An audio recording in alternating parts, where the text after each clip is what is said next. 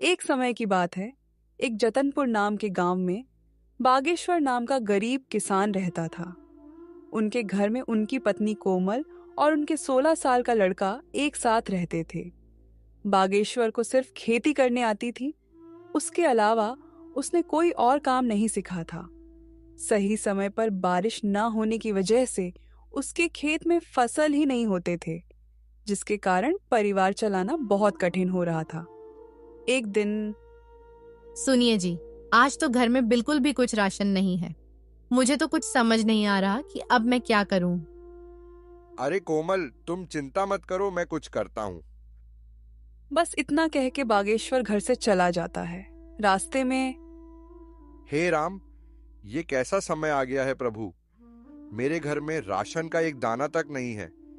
चलो, मैं और मेरी कोमल तो भूखे पेट रह लेंगे, लेकिन मेरे बेटे का क्या। मैंने तो केवल खेत में मेहनत करना सीखा है, लेकिन उसमें भी बारिश सही समय पे ना होने की वजह से खेत में फसल नहीं हुई। अब मेरे पास जमींदार से उधारी पैसे लेने के अलावा कोई दूसरा रास्ता नहीं है। बागेश्वर अपने गांव के जमींदार के पास जाता है। जमींदार हीरालाल बहुत शातिर और चालाक किस्म का इंसान है, जो हमेशा हर किसी को बेईमानी से लूटने के बारे में सोचता रहता है। अरे आवा आवा बाघेश्वर भैया, और बताओ कैसे आना हुआ है। क्या बताऊं जमींदार जी, बहुत खराब समय से गुजर रहा हूं। देखिए ना, अब बारिश समय से ना होने पर खेत की सारी फसलें बर्बाद हो चुकी हैं। घर में अनाज का एक दाना भी नहीं है, इसलिए आपसे कुछ पैसे उधार लेने आया हूं। अरे हाँ हाँ भैया, बोलो कितने रुपए चाहिए आपको। ऐसे समय में हम नहीं मदद करेंगे तो और कौन करेगा। बोलो बोलो, कितने दे दूं। आपका बहुत बहुत धन्यवाद जमींदार जी, लेकिन मैं ज्यादा पैसा उधार नहीं लेना चाहता, इसलिए आप ऐसा करें कि 1,500 रुपये दे दीजिए। अरे भैया, ये कैसन बात कर रहे हो।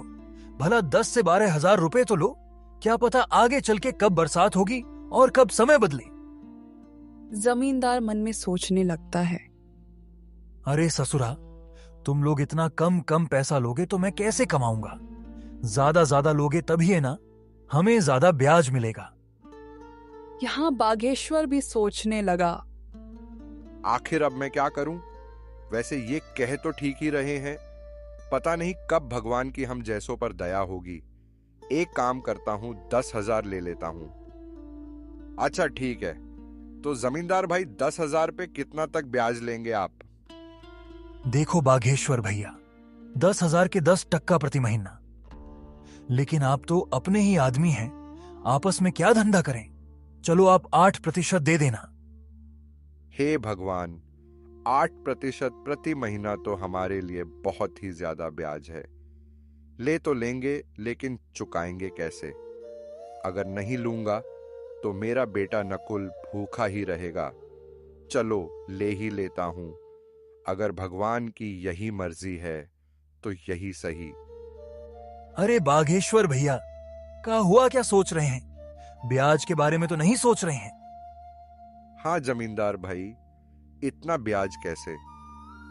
अरे कोनो चिंता की बात नहीं है। देखिए आप तो अपने हैं, आराम से चुकाइएगा। कहिए क्या कहते हैं।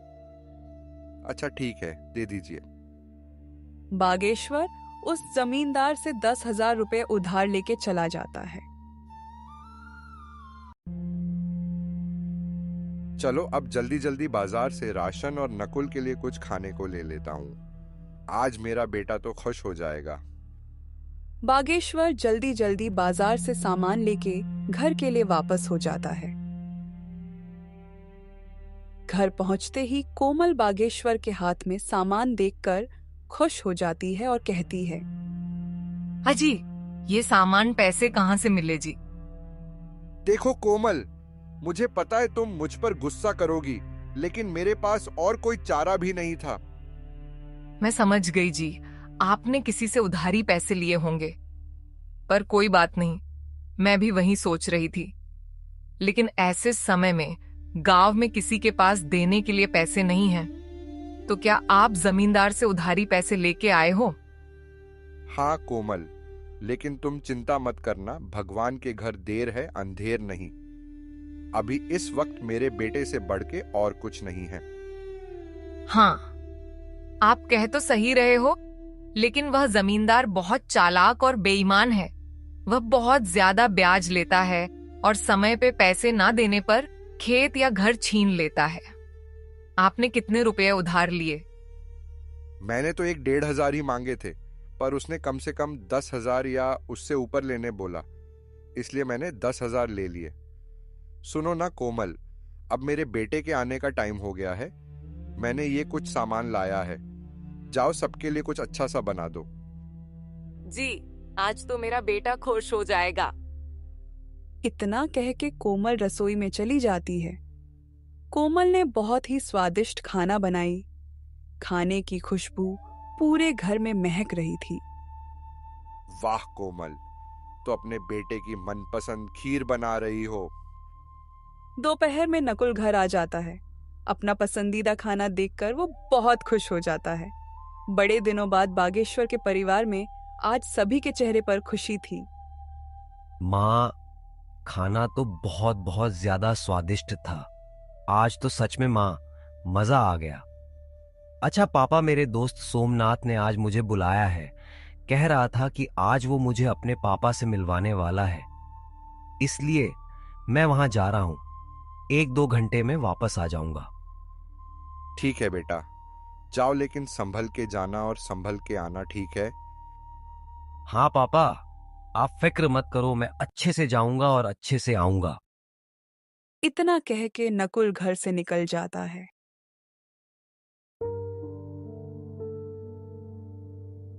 भगवान, मैं जानता हूं कि हमारे खेत में थोड़ा भी फसल नहीं हुआ है और मेरे पिताजी सिर्फ मेरे लिए पैसों का इंतजाम किए हैं। भगवान जी, कृपया कुछ ऐसा कीजिए कि मैं अपने माता पिता की चिंता दूर कर सकूं। नकुल भगवान से प्रार्थना करते हुए अपने दोस्त सोमनाथ के घर पहुंचा। दरवाजे पर उसका दोस्त उसका इंतजार कर रहा था। अरे नकुल, तू आ गया। आजा, अंदर आजा। चल, मेरे पिताजी तुझसे मिलने के लिए कब से इंतजार कर रहे हैं। सोमनाथ, पर तेरे पिताजी मुझसे क्यों मिलना चाहते हैं? वो तू पिताजी से ही पूछ लेना। सोमनाथ का घर काफी बड़ा और सुंदर था। उसके घर में उसके माता और पिताजी रहते थे। सोमनाथ अपने पिताजी से अपने दोस्त नकुल के बारे में बताया था कि उसके पिताजी बहुत कड़ी मेहनत करते हैं, खेत में घंटों काम करते हैं, लेकिन पैसे की वजह से परिवार में बहुत टेंशन है। आओ बेटे नकुल, कैसे हो? नमस्ते अंकल जी। नमस्ते आंटी जी। मैं ठीक हूं, आप सभी कैसे हैं?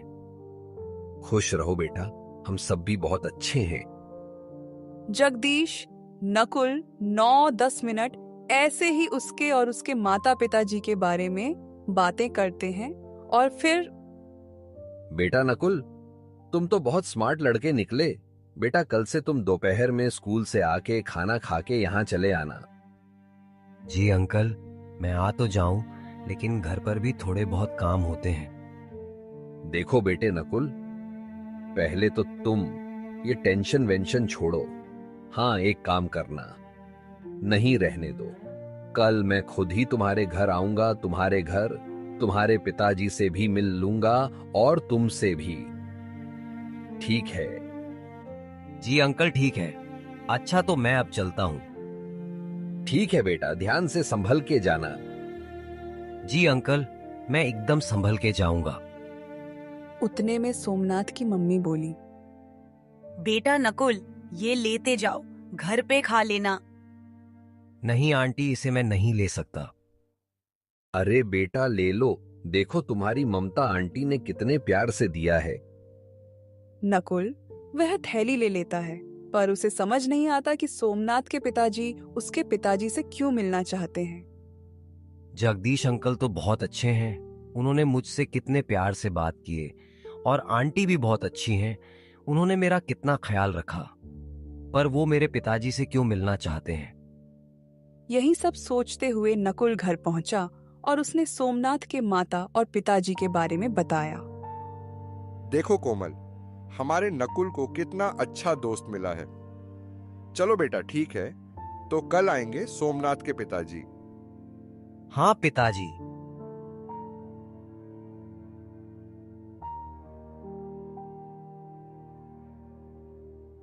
अगले दिन दोपहर में सोमनाथ अपने पापा को नकुल के घर ले आया। अरे बेटा नकुल, घर में नहीं बुलाओगे? अरे सर, आइए आइए। अरे कोमल देखो, हमारे नकुल के दोस्त और उनके पापा आए हैं। कोमल फट से सोमनाथ के पापा के लिए दूध वाली चाय बनाकर ले आती है। चाय पीने के बाद जगदीश जी बागेश्वर जी से कहते हैं, सुनिए बागेश्वर जी, मैं आपसे थोड़ी बात करना चाहता हूँ। जी सर, कहिए क्या कहना चाहते हैं। जी, आप मुझे सर मत कहिए, मैं भी आपका दोस्त जैसा हूँ, इसलिए मुझे जगदीश कह के बुलाइए। अरे अच्छा ठीक है, जगदीश जी बोलिए, आप क्या कहना चाहते हैं। जगदीश बागेश्वर को घर से थोड़ा बाहर ले जाके कहते हैं, बागेश्वर जी, मेरा बेटा नकुल को अपना बहुत अच्छा दोस्त मानता है। उसने मुझे बताया कि नकुल बहुत समझदार और अच्छा लड़का है, पर गरीबी के कारण से वो पढ़ाई छोड़ने की बातें कर रहा है। भगवान की दया से अब जाके हमारा सोमनाथ खुश रहने लगा है, नहीं तो पहले वो सिर्फ अकेला ही रहता था, क्योंकि उससे कोई दोस्ती ही नहीं करता था। अब क्योंकि आपके नकुल के कारण से मेरा बेटा खुश है, इसीलिए मैं उसकी पढ़ाई की फीस भरना चाहता हूँ। आप अब टेंशन भूल जाइए, समझे? बागेश्वर की आंखों में आंसू आ जाते हैं। आपका बहुत बहुत धन्यवाद जगदीश जी, आपने मेरी चिंता दूर कर दी। बस उस दिन से नकुल की पढ़ाई की चिंता दूर हुई। अब नकुल सोमनाथ के घर खेलने जाने लगा था। ऐसे ही एक दिन सोमनाथ के पापा कहते हैं, नकुल, सोमनाथ बेटा यहाँ आओ। वह दोनों जगदीश के पास जाते हैं। बेटा तुम दोनों बताओ, तुम में से कौन शेयर मार्केट के बारे में जानता है? नकुल बेटा, पहले तुम बताओ। अंकल, मैं इसके बारे में पहली बार सुन रहा हूँ, ये क्या होता है? और पापा, मैं बस इतना जानता हूं कि शेयर मार्केट में शेयर खरीदा और बेचा जाता है। अच्छा सुनो, अब कल से तुम दोनों मेरे साथ आधा घंटा बैठोगे। मैं तुम दोनों को अब कुछ सिखाना चाहता हूँ। ये सब के बारे में नकुल को जरा भी समझ नहीं आता है, लेकिन उसको जानने की बहुत इच्छा थी। तो उसने सोमनाथ के फोन पर गूगल सर्च किया, तो जो उसने देखा वो देख के चौंक गया। और फिर अगले दिन अंकल, मैंने गूगल पर सर्च किया था कि शेयर मार्केट क्या है। क्या सच है अंकल कि हम वहां से पैसे कमा सकते हैं? बेटा नकुल, ये बिल्कुल सच है कि कोई भी शेयर बाजार से पैसा कमा सकता है। पैसा क्या, बहुत बहुत पैसा कमा सकता है। लेकिन बेटा, चीजें दिखने में जितनी आसान होती हैं, असल में उससे कई ज्यादा मुश्किल होती है। अंकल, मैं कुछ समझ नहीं पाया, आप क्या कह रहे हैं? मैं ऊपर वाले कमरे में जा रहा हूं, अपने दोस्त को लेकर वहीं आ जाओ, मैं अब सब कुछ वहीं बताऊंगा। ठीक है अंकल। उसके बाद 5 मिनट में नकुल और सोमनाथ ऊपर वाले कमरे में जाते हैं। वहां वो लोग देखते हैं कि एक बहुत बड़ा कंप्यूटर है, एक लैपटॉप है, एक टैबलेट पर बहुत सारे अलग अलग चार्ट खुले हैं। मिनट मिनट में लाल या हरी मोमबत्तियां बन रहे हैं। उन्हें ये सब कुछ समझ नहीं आता, लेकिन नकुल को इतना मालूम पड़ चुका था कि ये शेयर मार्केट कुछ तो है। वो दोनों जगदीश से पूछते हैं, पापा, ये क्या है? मैं आज तक नहीं जानता था कि आपके कार्यस्थल पर इतना बड़ा कंप्यूटर है। दरअसल आपका इतना बड़ा ट्रेडिंग सेटअप है। हाँ सोमनाथ, ये मेरा ट्रेडिंग सेटअप है, मैं यही काम करता हूं। लेकिन बेटा, तुम्हें कभी यहां आने की जिज्ञासा ही नहीं थी, इसलिए हमने भी तुम्हें कभी इस बारे में नहीं बताया। लेकिन अब तुम्हें देख के ऐसा लग रहा है कि तुम्हें ये सब बहुत पसंद आया है और शायद तुम इसके बारे में और जानना चाहते हो। हाँ अंकल, सिर्फ सोमनाथ ही नहीं, मैं भी बहुत उत्साहित हूँ शेयर बाजार के बारे में जानने के लिए। बिल्कुल बेटा नकुल, क्यों नहीं। मैं यही तो तुम्हें और सोमनाथ को बताना चाहता था कि शेयर बाजार की दुनिया बहुत बड़ी है। इसमें अगर महानता हासिल कर ली जाए तो उसकी जेब में हजारों लाखों में हमेशा रहे। अच्छा, तो तुम दोनों अब यहां से जाओ, नीचे खेलो। लेकिन हाँ, कल से मैं तुम दोनों को थोड़ा थोड़ा बाजार के बारे में बताना शुरू करूंगा। पापा, मुझे पता है कि अब मेरा दोस्त इसे सीखने के लिए बहुत उत्साहित है। अब उसका खेलने में मन नहीं लगेगा। उसका क्या, मेरा भी नहीं लगेगा, क्यों नकुल? हाँ अंकल, प्लीज अभी से सिखाना शुरू कर दीजिए ना। वैसे भी अभी कोई जरूरी काम नहीं है, तो हम फ्री ही हैं।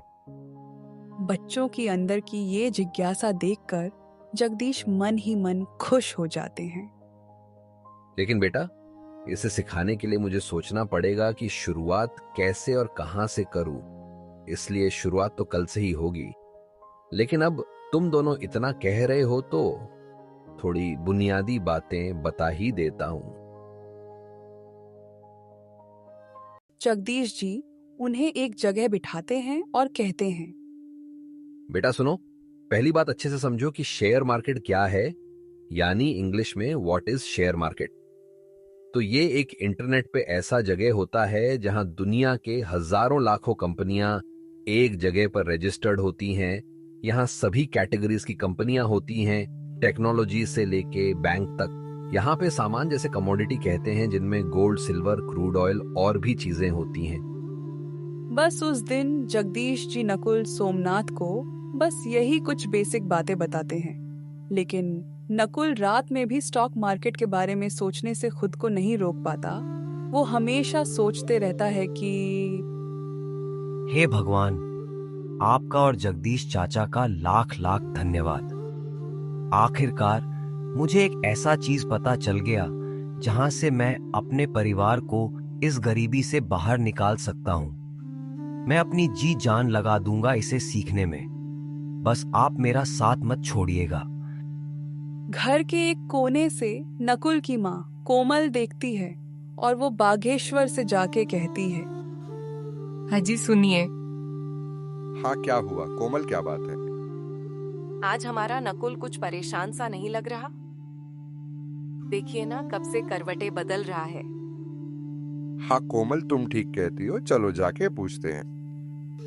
बागेश्वर और कोमल दोनों नकुल के पास जाके पूछते हैं, बेटा नकुल, ओ नकुल, क्या बात है बेटा? नींद नहीं आ रही, कोई बात है तो हमें बता सकता है। पापा मम्मी, मैं तो ये सोच रहा था कि आप लोगों को कैसा लगेगा जब मैं एक सफल आदमी बन जाऊंगा। हमारा भी एक अच्छा सा घर होगा। धत्त पगला, हम दोनों तो डर ही गए थे। बेटा, हम लोग बहुत खुश होंगे उस समय जब तुम एक सफल आदमी बन जाओगे, है ना कोमल? हाँ जी, बिल्कुल सही कह रहे हैं आप। हमारा नकुल सफल हो जाएगा तो कितना अच्छा होगा। मम्मी पापा, अब आप लोग भी जाइए और सो जाइए। और हाँ, चिंता बिल्कुल मत करना। फिर बागेश्वर और कोमल भी सोने चले जाते हैं। अगले दिन नकुल अपने साथ एक कलम और एक किताब लेके बहुत उत्साह के साथ सोमनाथ के घर जाता है। दरवाजे पर उसका दोस्त उसकी राह देख रहा है। तेरा चेहरा देख के समझ आ रहा है कि तेरा मन आज सिर्फ शेयर मार्केट के बारे में सीखना चाहता है ना? हाँ सोमनाथ, अच्छा देर नहीं करते हैं, चल फटफट अंकल के पास जाते हैं। लेकिन वो दिख नहीं रहे, कहाँ हैं? अरे नकुल, थम जा यार। अच्छा चल, वो ऊपर के कमरे में हम दोनों का इंतजार कर रहे हैं। वो दोनों ऊपर के कमरे में जाते हैं। वहां जगदीश जी इनको सिखाने की तैयारी कर रहे थे। अरे बच्चों, तुम आ गए। आओ आओ, अब जल्दी जल्दी यहाँ बैठ जाओ। मैं आज तुम्हें कुछ एग्जाम्पल के साथ सिखाऊंगा कि रियलिटी में मैं मार्केट में कैसे ट्रेड करता हूँ। देखो बच्चों, मार्केट में आपको दो टाइप के लोग मिलेंगे। एक होता है बायर्स यानी खरीदने वाला, और दूसरा होता है सेलर्स यानी बेचने वाला। यहाँ एक खरीदता है तो दूसरा बेचता है। अब आगे सिखाने से पहले मैं तुमको 3 पिलर्स ऑफ सक्सेस बताना चाहता हूँ। क्या तुम दोनों में से कोई पॉइंट्स बता सकते हो? नकुल पहले हाथ ऊपर करता है और कहता है, हाँ अंकल, मैं जानता हूँ। वो 3 पॉइंट्स है, डिसिप्लिन, कंसिस्टेंसी और पंक्चुअलिटी। शाबाश बेटा, बहुत बढ़िया। अब मैं ये बताता हूँ कि तुम इस मार्केट में सक्सेसफुल बनने के लिए कैसे अप्लाई कर सकते हो। देखो बेटा, सबसे पहले डिसिप्लिन, जिसका मतलब होता है किसी भी काम का एक प्रॉपर स्ट्रक्चर होता है। तुम्हें उसके हिसाब से ही वो काम करना चाहिए। जैसे मार्केट में हर एक काम करने का सही तरीका होता है। अगर उसके हिसाब से काम किया जाए तो काम हमेशा सही होता है। उतने में सोमनाथ कहता है, पापा, आगे का 2 पॉइंट्स मैं बताऊं? बिल्कुल बेटा, बताओ। पापा, कंसिस्टेंसी का मतलब होता है किसी भी काम में कंसिस्टेंट रहना, और लास्ट पॉइंट है पंक्चुअलिटी, जिसका मतलब होता है टाइम टू टाइम, यानी समय पे हर काम हो जाना चाहिए। पापा, ये 3 पॉइंट्स के हिसाब से अगर हम मार्केट में रहते हुए अपने डिसिप्लिन को फॉलो करते हैं और दूसरे काम में कंसिस्टेंसी और पंक्चुअलिटी बनाए रखते हैं, तो हम एक सफल ट्रेडर या इन्वेस्टर बन सकते हैं। क्या मैंने सही बोला पापा? अरे बेटा, तुम बिल्कुल सही बताए हो, लेकिन तुमको पहले से ये सब पता है? हाँ पापा, हमको इसके बारे में कॉलेज में पढ़ाए थे और शेयर मार्केट के बारे में मैंने भी थोड़ी बहुत रिसर्च की थी। उसके अगले 30-40 दिन में जगदीश जी ने बच्चों को शेयर मार्केट के बारे में सब बता दिया था। जैसे मार्केट में कब खरीदना है, कब बेचना है, ट्रेड कैसे लेते हैं और बाकी के चीजें। एक दिन सुबह में सोमनाथ और नकुल एक साथ कुछ बातें कर रहे होते हैं। उतने में जगदीश जी उन्हें बुलाते हैं। बेटा सोमनाथ और नकुल, मेरे साथ ऊपर आओ। वो दोनों उनके साथ ऊपर जाते हैं और फिर उन्होंने कहा, आज तक तुम दोनों ने बहुत कुछ सीखा है और उसको पूरे डिसिप्लिन, कंसिस्टेंसी और पंक्चुअलिटी होके पेपर ट्रेडिंग में प्रैक्टिस भी की है। अब बारी है रियल पैसे से ये सब करना। आज मैं तुम दोनों का डीमैट अकाउंट बनाऊंगा और तुम दोनों के डीमैट अकाउंट में 2-2 लाख का कैपिटल डिपॉजिट करूंगा। तुम्हें उसका इस्तेमाल करके अपना कैपिटल बड़ा बनाना है। लेकिन बेटा, कहीं पे भी अपने पैसे को इन्वेस्ट या ट्रेड करने से पहले अपने रिस्क को मैनेज करना, फिर आगे स्टेप लेना। उस दिन से नकुल और सोमनाथ दोनों ने मार्केट में पैसे से काम चालू किया। शुरुआत में दोनों ने डर डर के कैपिटल को यूज किया, लेकिन कुछ ही हफ्तों में वे कॉन्फिडेंट हो गए। अब वह दोनों धीरे धीरे छोटे छोटे प्रॉफिट्स बुक करने शुरू कर दिए थे। लेकिन एक दिन, यार ये पेनी स्टॉक में पैसा इन्वेस्ट करूं या नहीं? सिर्फ 2 रुपए का एक शेयर है, मैं आराम से 30,000 शेयर खरीद सकता हूं।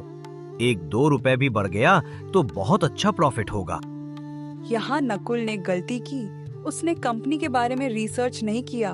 उसने सिर्फ प्रॉफिट को देखा और लालच में उसने वो शेयर खरीदे ली। खराब किस्मत से उस स्टॉक की कीमत 1.5 रुपए से गिर गई। हे भगवान, ये मैंने क्या किया? ये कैसे हो गया? मुझे ऐसा नहीं करना चाहिए था। मैंने अपने रिस्क मैनेजमेंट पर ध्यान नहीं दिया, डिसिप्लिन को फॉलो नहीं किया। 45,000 का नुकसान। अब मैं क्या करूं? उतने में गांव का जमींदार हीरालाल अपने आदमी के साथ आ जाता है। कवन दिशा में गया ललुआ का घरवा, कवन दिशा में? अरे मालिक, वो दिशा में है। हीरालाल बागेश्वर के घर के सामने आके कहता है, अरे ओ बागेश्वर भैया, अरे कहवा बाड़ा हो, तनिक बाहर निकलिए महाराज। अरे कोमल, लगता है जमींदार अपने पैसे लेने आया है। तुम यहीं रुको, मैं देख के आता हूँ। बागेश्वर घर से बाहर आता है। अरे जमींदार जी, नमस्कार। अरे भैया नमस्कार नमस्कार।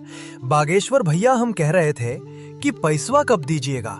अभी भी 4,000 ब्याज सहित बचा है, याद है कि भुला गए? नहीं नहीं जमींदार जी, भूले नहीं हैं। बस इस वक्त घर में परिस्थिति कुछ ठीक नहीं चल रही। मुझे 1-2 महीने का और समय दे दीजिए, मैं आपके बचे हुए पैसे ब्याज के साथ चुका दूंगा। देखिए बागेश्वर भैया जी, आपको समय चाहिए तो ले लीजिए, लेकिन आज से उस पे 25% ब्याज लगेगा, समझ गए? उतने में नकुल की आंख खुली। उसने माँ से पूछा, माँ, ये शोर कैसी है? बेटा, 1.5 साल पहले तुम्हारे पापा उस जमींदार से पैसे लिए थे। हमें कुछ पैसे अभी देने बाकी है। वो वही मांगने आया है।